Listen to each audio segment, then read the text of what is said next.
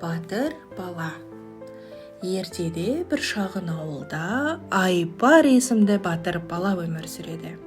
Ол қарапайым қойшының баласы. Жүрегі үлкен, қайраты мықты болатын. Ауылындағылар оны жақсы көреді, өйткені ол әрдайым әлсіздерге көмектесіп, әділдік үшін күреседі екен.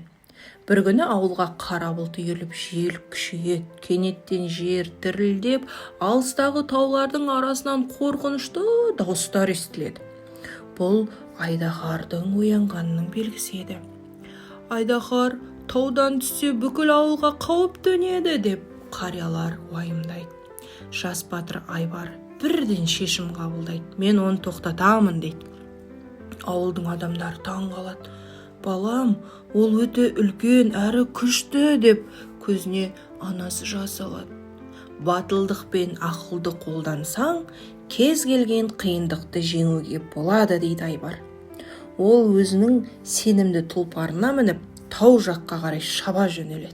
Жолда оған бір сиқырлы қария кездесіпті. Батыр бала, сенің жүрегің таза, саған мен көмектесейін деп қария оған 3 нәрсе береді. Қылыш, әділдікті қорғайтын күш. Қалқан, қорқынышты жеңетін батылдық.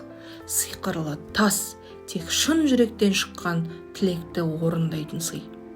Айбар қарияға алғысын айтып, әрі қарай жолға шығады. Ол таудың басына жеткенде үлкен Айдаһарды көреді. Адам баласы, сен неге келдің деп Айдаһар күрете қалады. Мен ауылымды қорғауға келдім дейді. Айдаһар от бүркіп, шабуыл жасамақ болады, бірақ Айбар қалқанын көтеріп өзін қорғайды. Сосын қылышын алып Айдаһарға қарсы ұмтылады, бірақ кенеттен ойланып қалды. Мен сені жеңгім келмейді. Егер сен ауылға тимесең, біз бейбіт өмір сүре аламыз дейді Айбар. Айдаһар таң қалады. Сен менімен соғыспайсың ба сонда? Жоқ, мен достықты қалаймын дейді Айбар. Сол сәтте Айбар қолындағы сиқырлы тас жарқырап, Айдаһардың жүрегіне мейірім толтырып жібереді. Айдаһар сонда: маған ешкім мұндай сөзді айтқан емес. Мен енді ешкімге зиян келтірмеймін дейді. Осылайша батыр бала күшпен емес, ақылмен жеңіске жетеді.